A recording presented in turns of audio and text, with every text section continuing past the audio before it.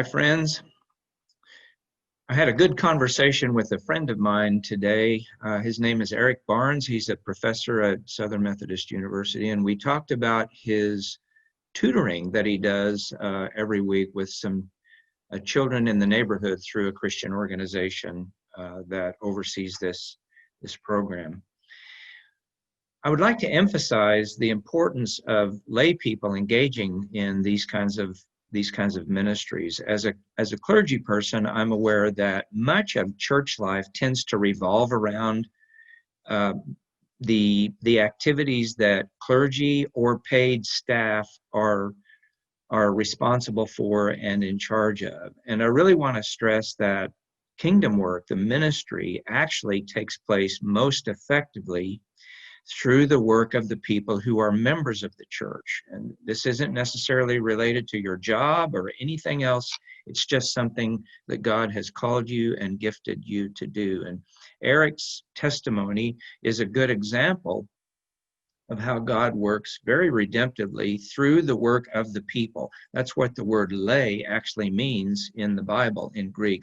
Laos, lay, from which we get our word lay, means the people of God. So the work that, if you're a layperson, that you do out of reverence for Christ and in love for other people is truly crucial and redemptive. So listen to this conversation between Eric and me, and hopefully you'll be encouraged if you're not thinking about doing something in service like this. It doesn't have to be what he does, it can be what you do. But if you're not thinking about it, I hope it encourages you to think a little bit about what God might do through you in some volunteer way. So have a listen.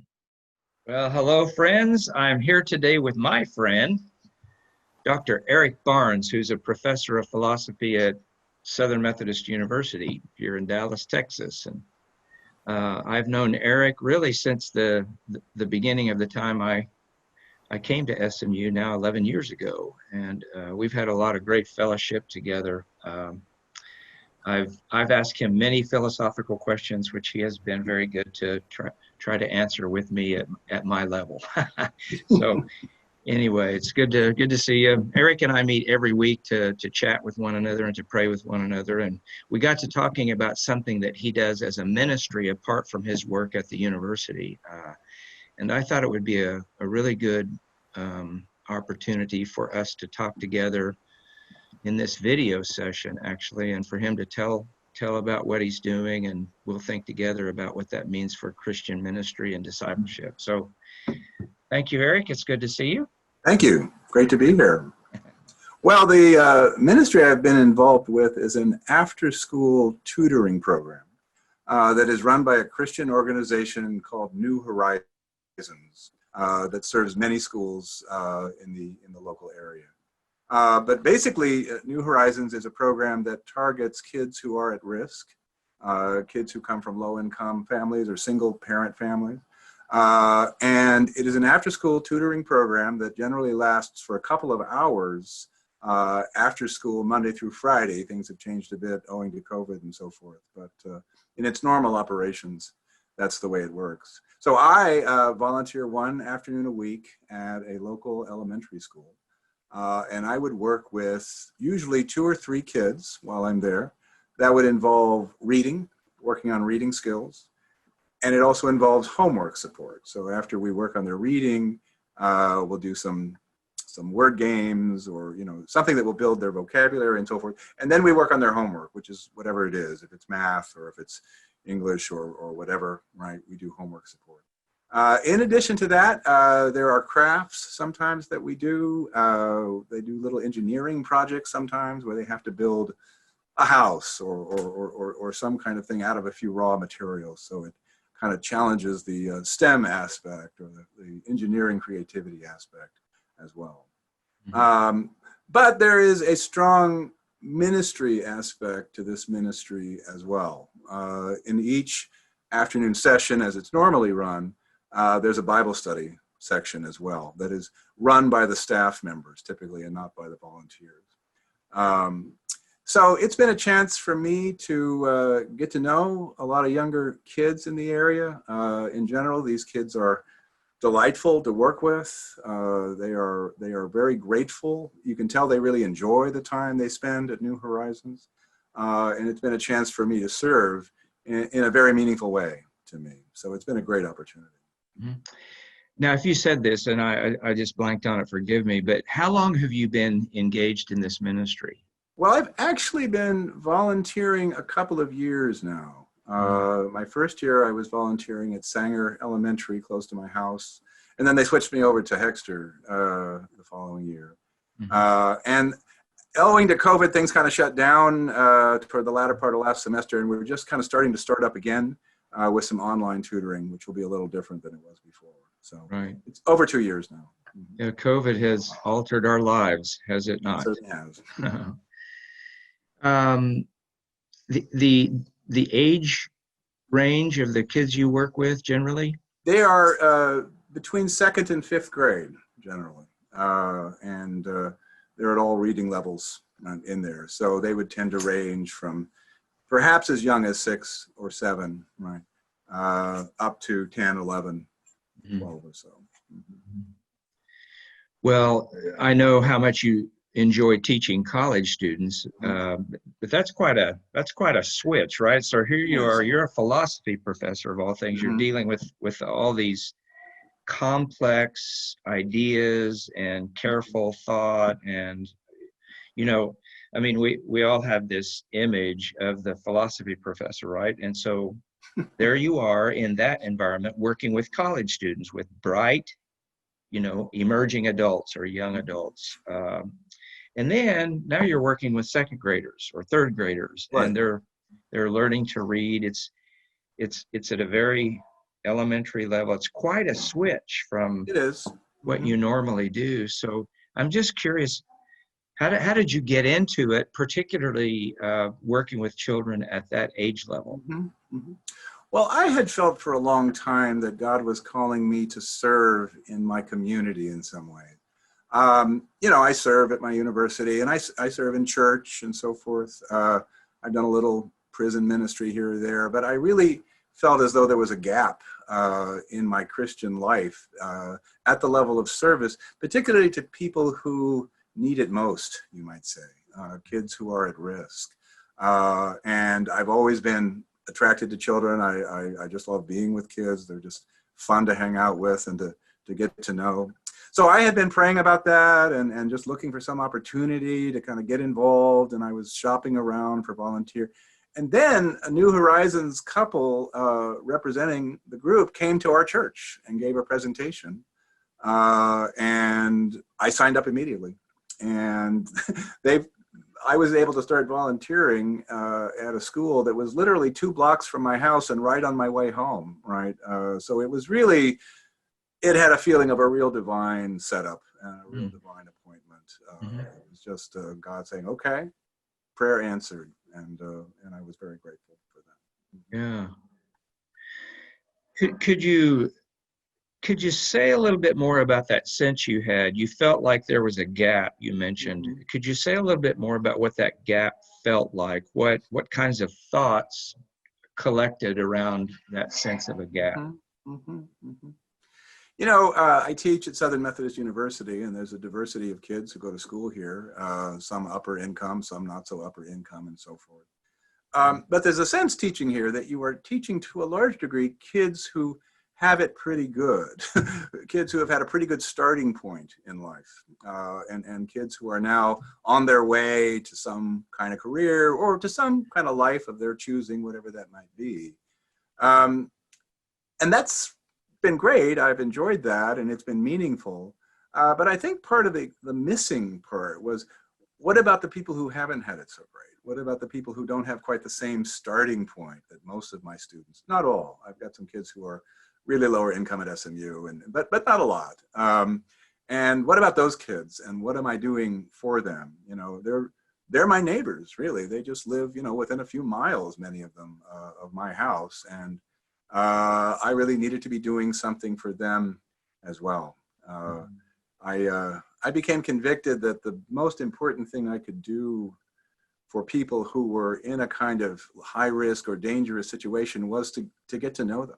and to let them enter my life and to enter their lives, particularly in the context of our shared Christian faith. And so this really enabled me to address a different population of people of need. And it's still teaching, and it's not a super high skill kind of teaching. Basically anybody can do it, and yet I still think I bring to bear some of the same skills I use to teach college. Teaching is about patience.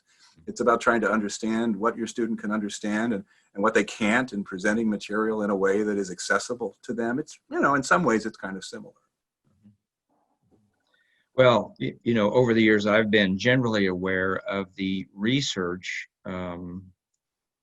on how critical it is that if children don't learn to read, that sort of stops everything for them, Mm-hmm. right? It's such a key skill to develop that that then lets people build on that ability to read. And so I'm generally aware of how important children who don't know how to read very well, how important it is for them to gain skill and facility in this area. So it really is a critical ministry, but it's probably not going to win you any awards, is it? It's not going to be anything. No, probably not. But it does produce a lot of internal rewards. Yeah, absolutely, and eternal rewards, perhaps so. Yes, kingdom rewards there too. So that's all to the good. Well, we've started down this path a little bit, but I also would like you, if you would, to just think out loud with us a little bit about what it means to you personally to do this kind of work. And if you if you can think of a story or two, an experience or two you've had while you've been doing it. Is there a kid who stands out? Is there anything like that? But what does it mean to you personally as you think and feel about this work? And how would you describe that to us? Well, it's an opportunity to serve in a way that I do believe ministers to the kids I'm getting to know. A lot of what this kind of tutoring is directing attention to a child who may not get a lot of attention in their home. Their parents may love them and want to do for them, but their parents are often gone. They're working and so forth, and their opportunities are sometimes quite limited. Right? It's an opportunity to form a connection with a developing child, which I think of as a sacred ministry. I'm reminded of Christ's teaching that if you've done it for the least of these, you have done it for me. And when I think about kids who are at risk, I think about they are some of our most powerless neighbors who surely as believers we are called to serve. So it's a pretty wonderful situation for me. Just a couple of hours once a week doesn't cost me that much. I look forward to it every week. I've had the opportunity in a few cases to really get to know kids and to build a closer than usual relationship with those kids. There was a kid whose name was Noah, who I just got to know well, and who at some point we were playing hangman, right? And sometimes they'll use little phrases, and he was playing hangman, and he had blocked out the phrases, and I was trying to guess the letters. Well, it turned out he was saying "you are nice." And that just meant the world to me. And I just noticed the next week that he was really excited when I was there. And I'm just starting to tear up a little bit right now, just kind of remembering Noah and just how meaningful that small sense of being there for a kid who needed attention and who needed somebody to take interest in them. It's pretty easy and pretty massively rewarding. So I'm not complaining. Yeah. You just made that comment prompts me to think that how significant it is in many times in moments that we're not aware are significant moments. When I first began teaching, I taught in public school in a small town in southwest Kansas, very dear to my heart. And I taught junior high kids, as we called it back then, not middle school, but junior high. And,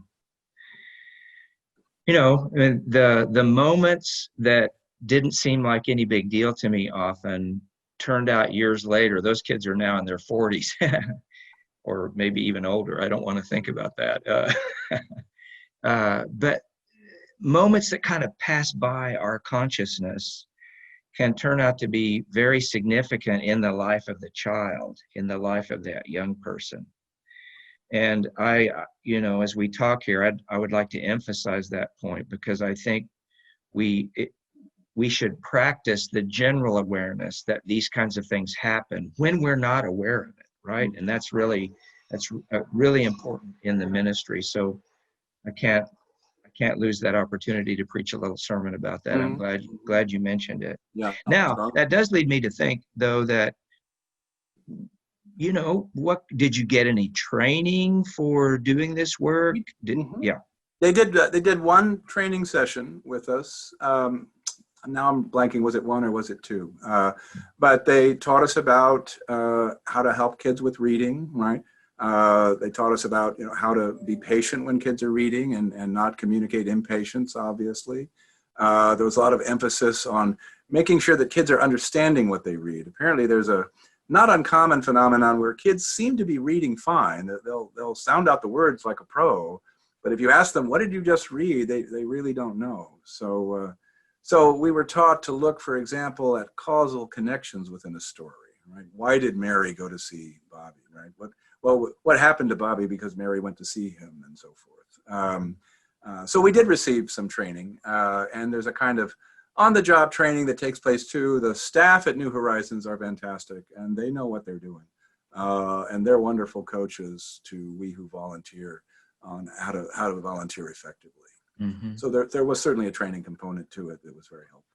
Yeah, no, this is it's kind of a legal question, but did you have to be screened? Do they There do were background checks? Background checks, working with children, of course. Yeah, so there's a little bit of a process to get to the point of actually working with the students, and volunteers who might think of doing this sort of thing would have to also be prepared to for the additional time it takes initially to get started. When you first started, did you work with another tutor and kind of apprentice, you might say, or did they put you right in with the group?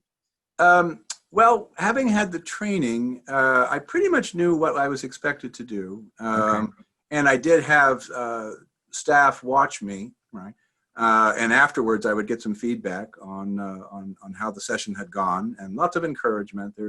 They're very great with their volunteers. They're very grateful that volunteers come, and they know that people are giving their time. So they're very, very grateful to us. So they also can coach us on how to be a little more effective with the kids as well. So it's kind of on-the-job training that you get along the way. I'm not sure about your particular the layout of your neighborhood. I know where you attend church because it's not that far from where I live, and drive by there a lot.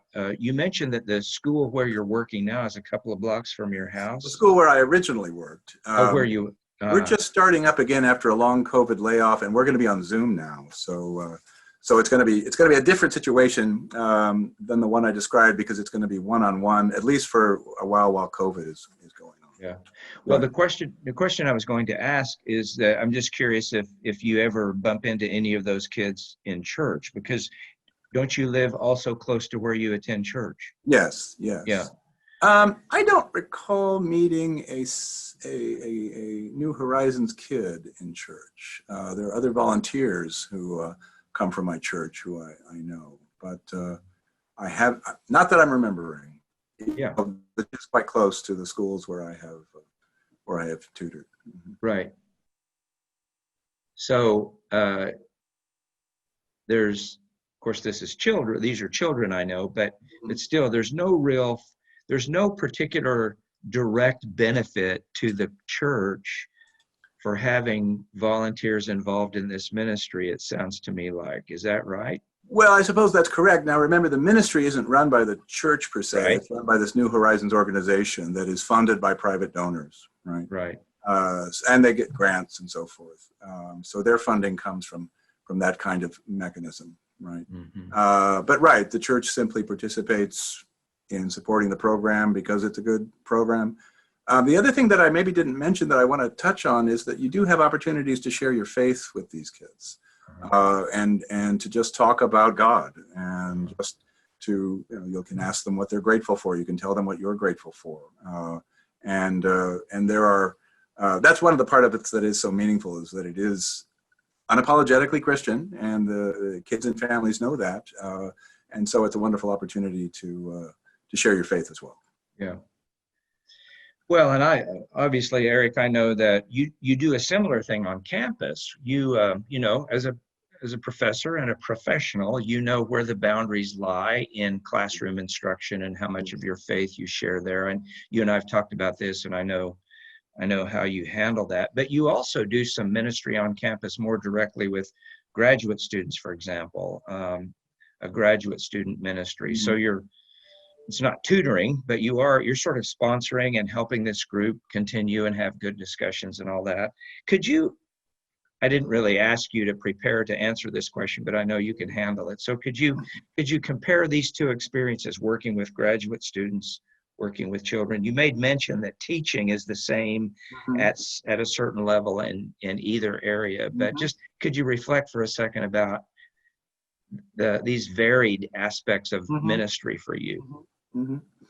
Yeah, well, it's all different parts of the body of Christ. There's something exciting about working with graduate students who are Christian and who are interested in really nurturing their faith. Graduate school can be a very tough time for Christians. It's oftentimes a time when you're really getting socialized into the academic community. I recall when I was in graduate school, that challenged my faith quite severely, actually. So in a way, it's a kind of a personal ministry for me to be able to connect with some of those grad students and support their attempts to meet and fellowship and do Bible study. You know, it is different, obviously, than, second to fifth graders, but in a way, it's all the same, right? It's building up the body of Christ, whatever stage of life you're at, and people have different needs at different stages of life. Right? So again, it's oftentimes about listening and being there and being interested. I think graduate students need that too, just like younger kids. Graduate students can sometimes be very isolated people. They've got their books in their library and they're studying all the time, and they need somebody to talk to them and minister to them too, just like little kids do. So Right, yeah, there's some similarities. Yeah. Being there, being present, listening to them. Yeah, that I want to emphasize that. Catch what you just said. I did a lot of youth ministry back in the day, and of course I've worked with college students forever. And a lot of times it's the case that people are a little bit afraid, they're intimidated to work with youth or young adults, or in this case, I can imagine somebody in another professional area who thinks, oh gosh, I'm no good with kids, I couldn't do this. And I just, I want to emphasize that really it's a matter of being present and listening and just sort of recognizing that you've got a real person in front of you, and that person is inherently interesting. And you can trust God. We can trust God to work through us in the relationship. We don't have to have it all planned and programmed and worked out in advance. We don't have to have a lot of training and skill to do this work. It's really just a matter of a compassionate heart, a listening ear, right? And presence. It is. And to remember that it's at least possible that the person that you're talking to, whatever age they are, needs your attention much more badly than it seems, that you are ministering in a way that is much more profound than it may seem to you. That's just something to keep in mind. Right. Okay. Well, Eric, thanks so much. You bet. I appreciate this conversation, and God bless this ministry. And I hope for people in local churches that more and more people will catch the vision that they actually have opportunities that are just part of who they are as people, that don't require any special skill, but yet are very important, life-changing for people in need. So thanks very much. Very welcome. Thank you, Steve. All right.